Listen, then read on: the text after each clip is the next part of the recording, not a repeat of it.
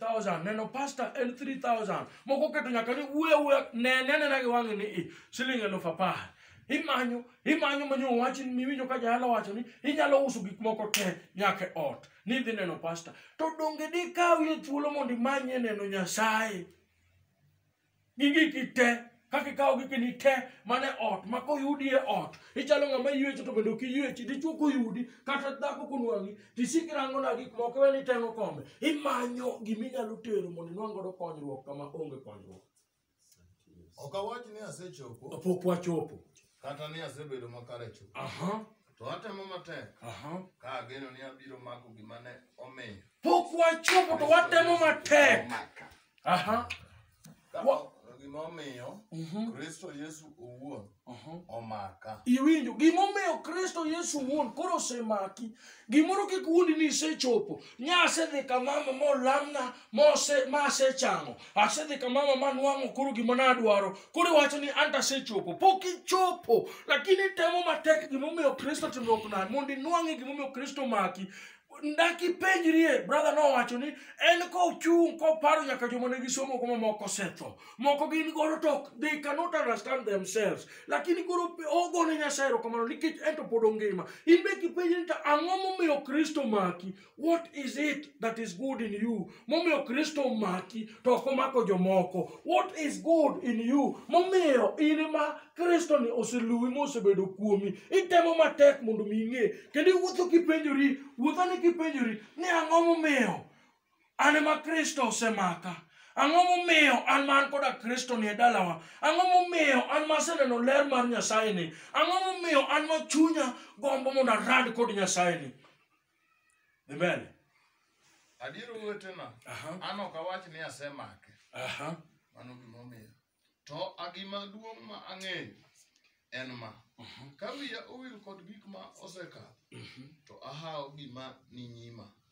Iwinjo ni ka wiyi owil kod gik mosekalo chakre sani koro wiyi wil gi gik mosekalo mondo ilaw gik mani nyimi nitiere gik mane timo kane pok inwang'o warruok makoro jachien nosiko kwano ni in ng'ama rach in jachode in ng'ama rach in jakuo in ng'ama rach in jawuoro oluongi gi different names ma sasa mibede kata dier ji to you are not comfortable nikech nitie nying mane oseluongi go kidonjo e dala moro to nyithindo gwelore to confirm ni mae ng'ama nowachnwa ni rach cha iwe ni nyithindo biro romo ni giheri iwe ni gigwelore ni mondo gineni ni ng'ama ber to gigwelore to certify ni nying mane owachni gi cha en tie kendo tiyo kuma ji nitie kaka ka ikulo mana widi kech nitie nying mane noseluongi juok mowachni ni kibedo kuma ji nitie to dendi chapni achapa ionge kwe ionge gimoro amora maber madia kuomi to Kristo wacho ni gigo duto te manosekalo kata manosetimore e ngimawa kinwang'o nying manyien nwang'o nyuol manyien to koro focus ahead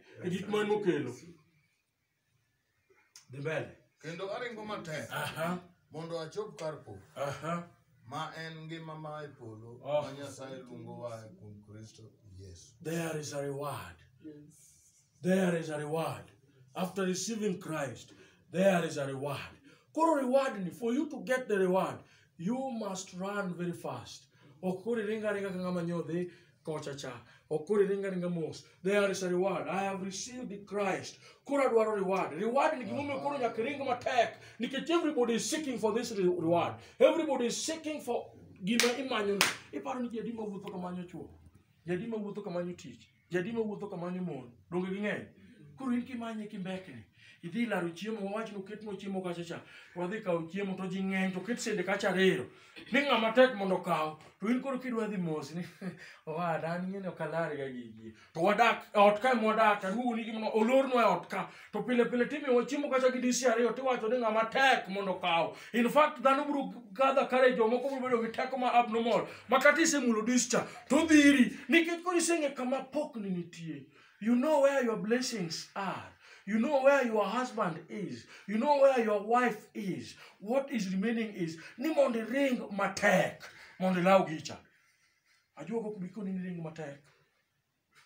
Jaro kubiko ni ring matek. Nikech kango nyisi to is source of income okethi. Kango wati ni wach madieri sani kana thiedhi takoni ma iko asefwenyo nikibiro ga sasa mibiro nena tinena wika wik na kitinga siling 2,000. In fact kadok chinda bro wacho ni to ko chango to my source of income okethore. Therefore, gini kik changi. Iwinjo, kura keep on mana tugo kode. Mondo kibiro tanigelo fari. Kura ng'eya automatically. Nika undu wachako Monday. Okubi chopo Friday kapo kabedo na gi 2,000. Makana nan mana gi gopi. Takuna I will see you in the course of the week because I'm sure somebody somewhere aseketo ne usigo moro kuome. Luoro rega mana kume in that week. Nyako bimo kel na gini. Isiko na wachina na tim kama. Na wachina na tim kama. Kanyasai onge condition. The only thing, and forget about the past. Rang mbele. Tiring matek. Mondi kau pokni. Seche mokise wacho gi chunyi. Nito koro ana ni. To bedanyal. The age has gone ahead of me. Onge kata wuon chor udi chuma di luonga. Kata nyako madadhi achunge mbele gi onge. Anarito mana manyo jok mutimbese na. In makuri chiuri. Ichiuri lunguri nying. To ni Nyasaye wacho ni his time is the best.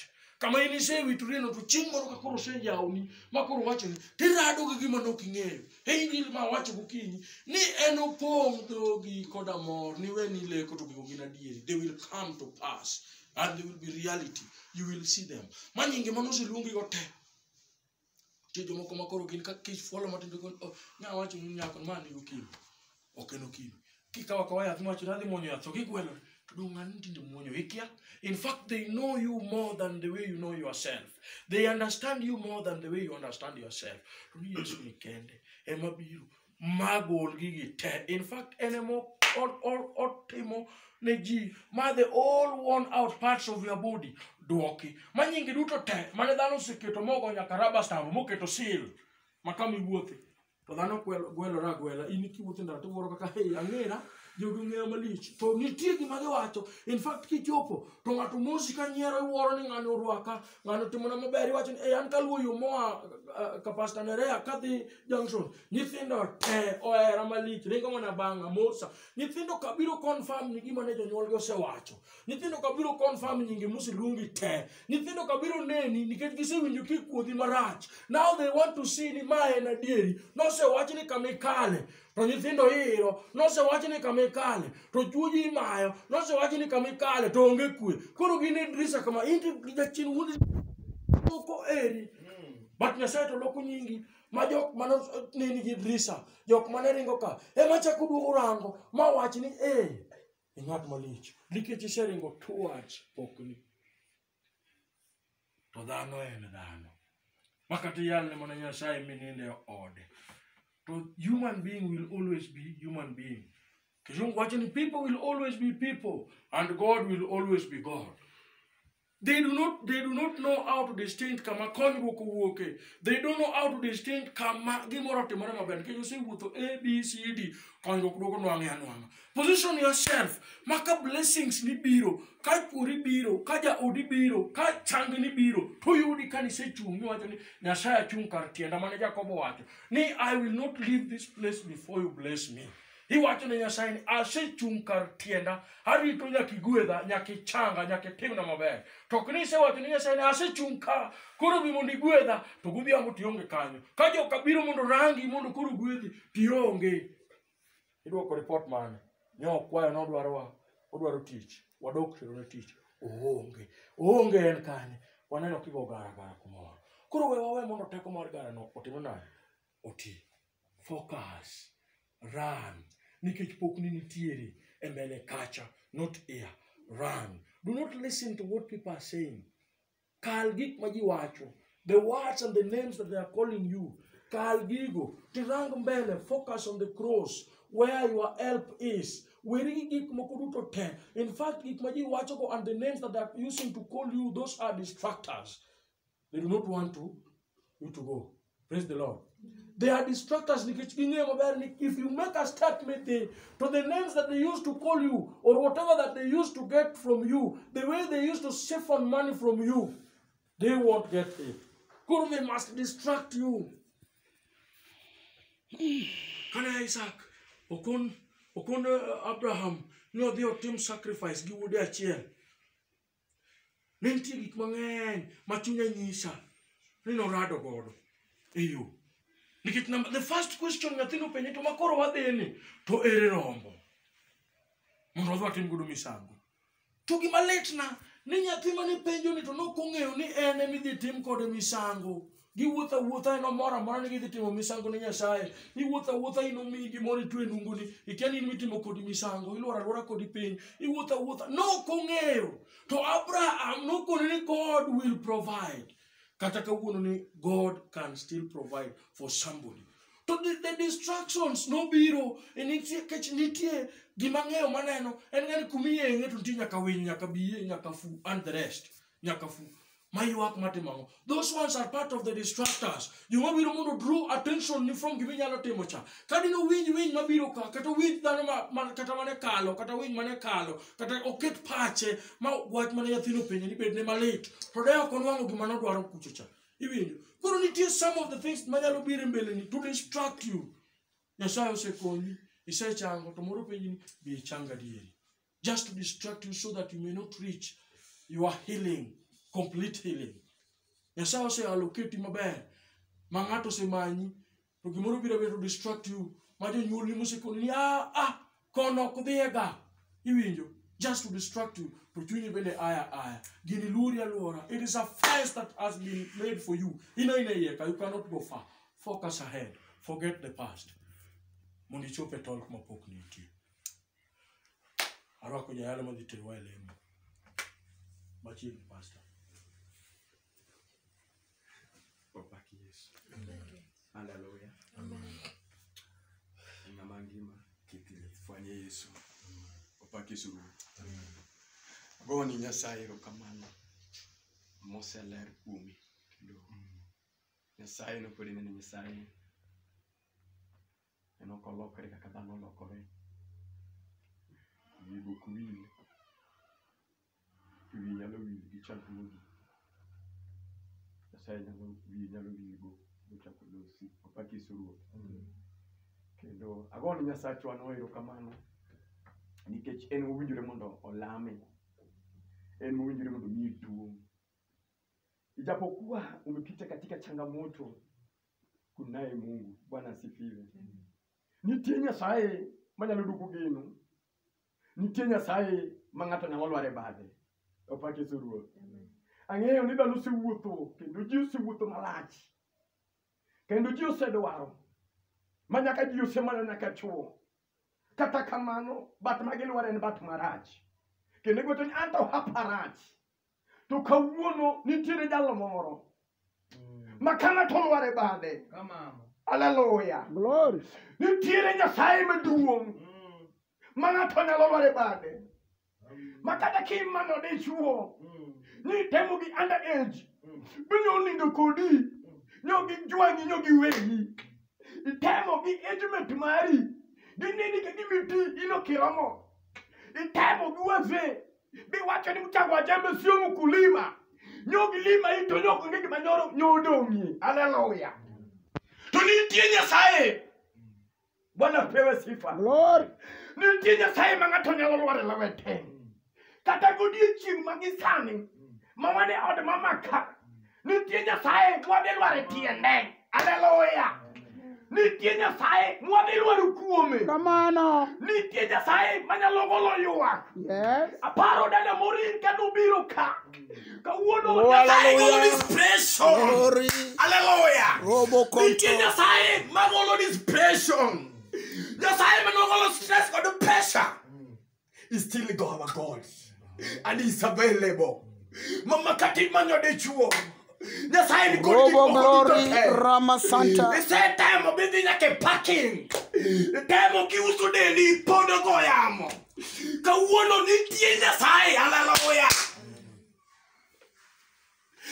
Tunaye Mungu ambaye anaweza mambo yote. Ise temo. Kawuono wanigi Nyasaye. Monike muma marijo Ibrania apari kane pedega chiel niya. Engi malich manali kang'ato lware badi Nyasaye. Amen. Amen. Engi malich jaturua kang'ato lware badi Nyasaye. Isetemo gi pesa maber gi musara miyudo. Ogoyamo. Isetemo kiwilo. Iwilo chuo mi inibili, chal gi mibilo njugu. Iparo ni kawuono kiwuono janego bai. Usetiyo gi dendi ojuwangi. Iparo ne yudo. Jower mone bache yudo ng'ato kare yudo gimoro nono. Kawuono Paulo nyiso jo-Ibrania niya. En gima lich manade ka ng'ato Luar e bade Nyasaye, luar. Luar e bade Jehova, luar e bade Nyasaye. Mano bat matinge kada dok mane odni. Jehova tiye jo bade kama. To bade no be pudu kudu piny. Bade Nyasaye. Maka gi dalau, kada dalau nyo chwang. Bo wachi di onge gi maber, mabiro dojo. Kawuono nitie gi maber. Ka ng'ato luar e bade Nyasaye. Nitie gi maber jo dalawa. Kamano Yesu. Jehova. Isetemo gi painkiller. Isetemo nega juoke. Umera. Katafauta mwanaume. Kata kamano kawuono. Ng'ama oluar e bade Jehova. Oluar e bade maber. Hallelujah. Glory. Mane bat man mon kod chuo. Mane bat manyiri bro luar e bade. Nyasacho no do jang'wono. Kati se chodo. Kati se timo time juok. Kati se timo time mafundu. Our God, Nyasaye ma jang'wono. Ataturehemu. En kamo no timni nyako moro. En kamo no timni dichuo moro. En kamo no timni gimoro. En kamo no lochini. Gimo mi piwa nyusi chwere. Gimi neno ka gimi chope ukuta. Iwacho ni ata bro chomo kanye. Monu wete na nyuol. Kata ibedo ni senyuolo nyithinde di. Moro ka moro nikodu wuoni gi. Kawuono wan gi bade Nyasaye. Maka ng'ato luar kuome. To bedo mangima. Hallelujah. Setemo. Kawuono Paulo nyiso jo-Ibrania. En gima lich manade ka ng'ato luar e bade Nyasaye. Luar e bade Nyasaye. Ai Nyasaye. Hallelujah. Luar. Nyegi melo ng'ama luar e bade Nyasaye. Bade Nyasaye no nyalo reso dala umorin. Haijalishi wewe ni kitinda mimba. Haijalishi Bwana amekonekania katika maisha yako. Muma wacho ni ng'ama luar e bade Nyasaye. Nyaka musumali ga ikuripu. Pudore. Chunje magwagugni. Chunje magmadeni. Makaneno nyara bandu kawuono kanyero. Appetite Nyasaye nyodoke ode. Manoko oneno chwore ka kwenda huko. Imar. Yobi der. Ilich. Ineno de chuka kwenda Gipeko huko. ginyalo giloch. Kawuono neno chwore ka husband. Inene ka darling. Inene ka lover. Inene ka wuono nyepindi. Nyasaye no. Paulo wacho niya. En gima lich manade. Ka ng'ato luar e bade Nyasaye. Nitiere bede. Dini nigi bede gi. Jodolo nigi bede gi. To bade Nyasaye to ber moloyo gi. Mane bat ma ng'ato nego luarie. Mano bat moloyo dichuo. Inyalo yudo dichuo kendo kini chako tin manyo kadwar. To ng'ama oluar e bade Nyasaye. Nyasaye golo nego la dichuo kuma nitiere no. To wacho ni mate chuor Nyasengo. To wacho ni mate chuor Eunice. Nyasaye kela.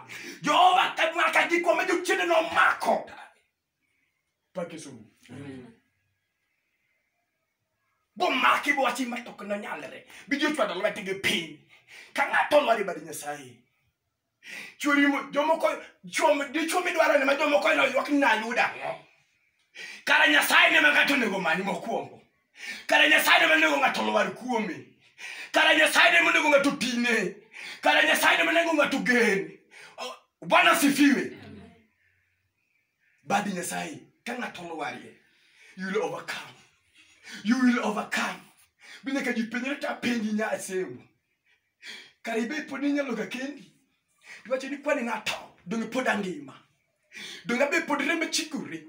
Donge be pod lamro lema. Dwe ka dwe donge be malo. Kwani anta chalo nadi. Nyasaye timo. Ere gi mosetamo Jehova. Ere gi mosetamo Nyasaye. Ere go keleu gi sani mondo wanene. Kanyalo tamo Nyasaye Ibrahim. Kanyalo tamo Nyasaye maduong' moloyo. Nyasaye mamulo neka imo top. Madiwa chenya ni tupongo cho. Nyasaye kele nyathi. Ametenda katika maisha yangu. Anonyisa ni temane tinga ni familia ni gemtoka. Kidhigo dala. Awacho ni Nyasaye ndio muda neni. Ka mtoka bedie. ka uchiga bete ka onyetinda kete awuok Nairobi sang'wen otieno awacho Jehova in madwa nadhi kodi jin kod mwandu to luoro dhi godala Nyasaye dwa ni nyaka dir dala na Nyasaye manokwang koda no kata kawuono onyalo kwangi gimani haleluya awinjo sana Nyasaye notimo ere gima tek ere gima neno kok nyalre ere gima neno ka gima ok nyalre ka ng'ato lware badi Nyasaye duto te nyalore kanyo ma kori penje wach Nyasaye nyalware badi onge kod kwe Jehova nyalware badi kawuono wege dichuo nang'o kawuono lware badi Jehova dispreso to akanye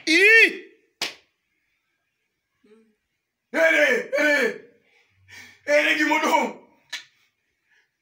gimodong watengo Nyasaye wadwa wacho ni temauru wadwa teme gi chuo wadwa teme gi dispresion wadwa teme gi nyithindo wadwa teme gi madeni Nyasaye no ka ng'ato lware lawete olwado maber oloro NGO oloro Red Cross inyalo yudo sponsor bo sponsor nyaka dendi bo sponsor nyaka odi bo sponsor nyaka ngimani lakini Mungu wacho niya Paulo nizo na Ibrania ni ng'amo lware badi Jehova ng'amo lware badi Nyasaye olware badi maber haleluya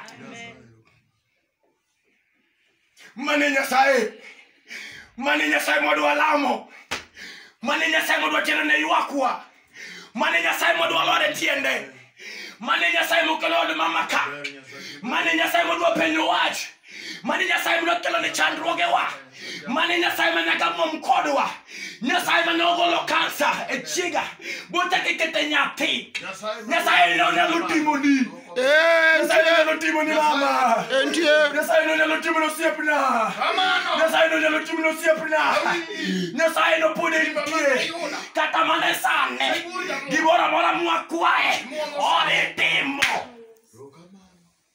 haleluya mane Nyasaye modwa lamo mane Nyasaye modwa tero ne ywakwa mane Nyasaye modwa lware tiende wek de okumintiere mama wek ben staret de chido bet kodi wane bat maduong' modwa lware iwinjo dada monin nitie Nyasaye iwinjo Nyasembo nitie Nyasaye iwinjo dada bandu nitie Nyasaye iwinjo Eunice demand mana tiki iwinjo dada lawa nitie Nyasaye makanga to lware lwete en gima lich miwuoro en gima lich manade ka ng'ato lware badi Nyasaye ka ng'ato lware badi Jehova ka ng'ato lware badi Nyasaye gik ma onge bedo gik ma ok Jehova timo gimidwaro Nyasaye timo onge gima osetamo japuonj onge gima osetamo rabi onge gima osetamo Nyasaye onge gima osetamo Jehova utimo gik malich ne intie ndalo kwerewa kawuono pod intie intie achiel madongo kawuono kata joma chwore Nyasaye nokelo kodi sirikal iloko kilo Jehova Father kamano Lord Israel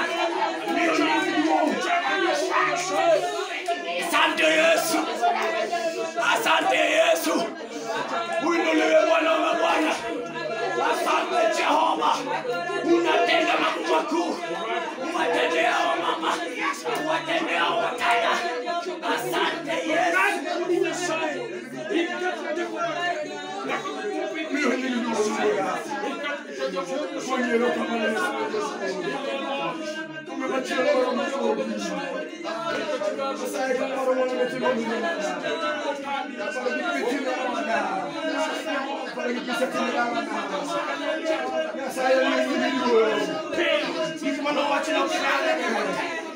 Nyasaye kawuono gibiro kawo wach kuomwa kawuono wan mipenjo wa wach Nyasaye kinde manikendo ineno ka gima dik maket ne okoneni wakatino kawuono ka chieng'eni kari Nyasaye jowe mondo ne nyeri jomgi madoni jowe mondo ne nyeri dalane jowe mondo ne nyeri dalane jowe mondo ne nyeri dalane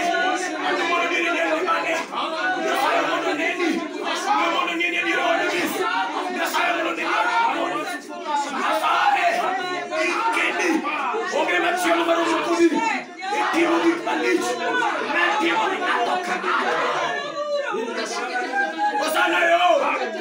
Osana yo. Osana yo. Donge wale weti. Nyasaye temlegi. Yo wale chidigi. Nyasaye rongi jalo makakato. Akupero kamano. Nyasaye kamano. Ere jalo machielo. Ayuko em. Ayuko sarenda. Ayuko sarenda. Nimino. Yo nimino. Yeso nimino. Yeso nimino. Yeso nimino. Ayuko re. Kalo makupino re. Sirikalo re.